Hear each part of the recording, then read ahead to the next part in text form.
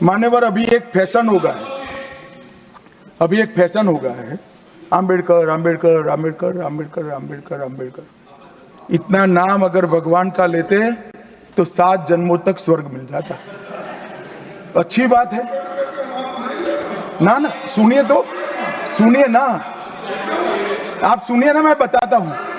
हमें तो आनंद है कि आम्बेडकर का नाम लेते हैं। आम्बेडकर का नाम अभी 100 बार ज्यादा लो, परंतु सच अर्थ में आम्बेडकर जी के प्रति आपका भाव क्या है ये मैं बताता हूं। मान्यवर, आम्बेडकर जी को देश की पहली कैबिनेट से इस्तीफा क्यों दे दिया?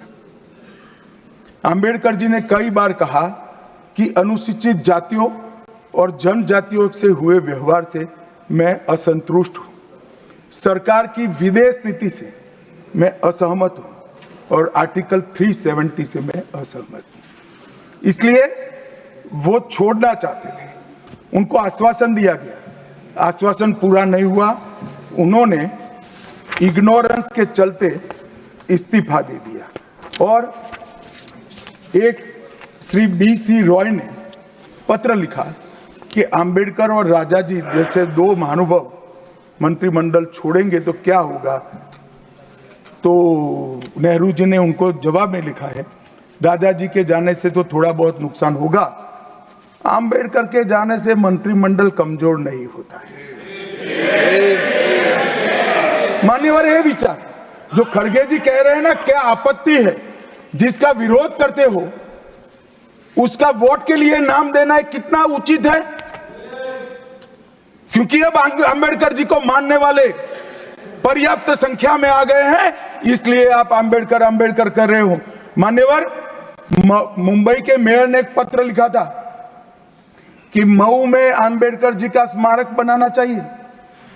मऊ में जो आम्बेडकर जी का जन्म स्थान था, सुझाव लिखा। उन्होंने कहा आमतौर पर स्मारक निजी पहल से बनाने चाहिए। यदि सरकार किसी प्रकार की सहायता करती है तो वो उचित नहीं होगा। उनके कितने स्मारक बने साहब? कोई स्मारक आम्बेडकर जी का नहीं बना, देश भर में नहीं बना।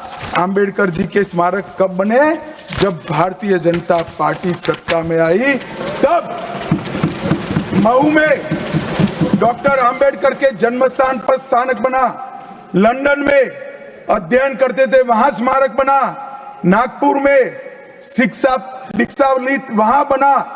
दिल्ली में महापरिनिर्वाण स्थल पर बना और मुंबई में चैत्य भूमि में भी बन रहा है। हमने 5 तीर्थ बनाए महामानव। और मैं मानता हूं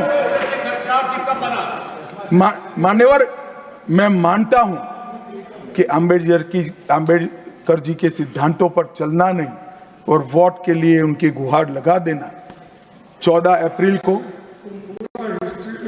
राष्ट्रीय समरसता दिवस घोषित किया हमने।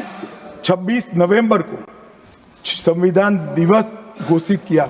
उस वक्त भी इसका विरोध कांग्रेस के वरिष्ठ नेताओं ने किया। मान्यवर,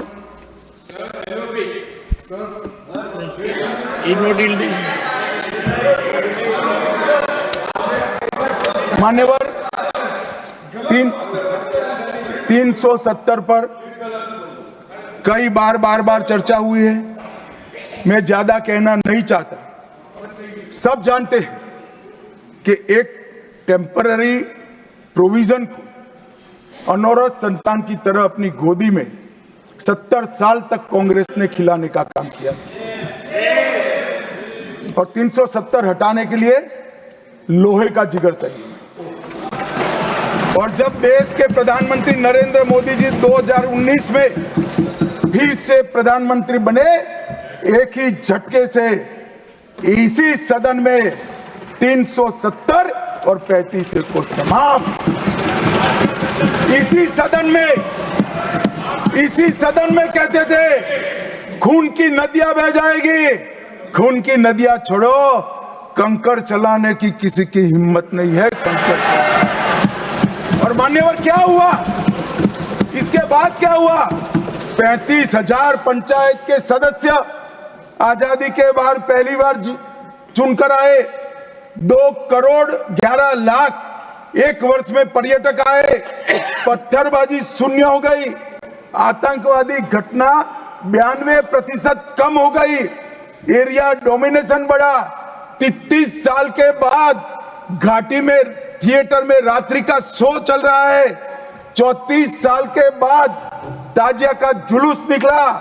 पहाड़ी, गुर्जर, बकरवाल और वाल्मीकि को आरक्षण मिला और घाटी के हर घर पर हर घर तिरंगा अभियान भी चला। श्रीनगर में फॉर्मूला 4 कार रेसिंग हुई।